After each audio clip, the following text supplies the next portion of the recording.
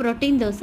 దీనికోసం ఒక గిన్నెలో 1 కప్పు బ్రౌన్ రైస్, 4 టేబుల్ స్పూన్ల శనగపప్పు, హాఫ్ కప్పు కందిపప్పు, హాఫ్ కప్పు మినప్పప్పు, 1 కప్పు పెసర్లు, 1 టేబుల్ స్పూన్ మెంతులు, 2 టేబుల్ స్పూన్ల పల్లీలు వేసుకొని మంచిగా కడిగేసుకొని 4 గంటల సేపు నానబెట్టుకోవాలి.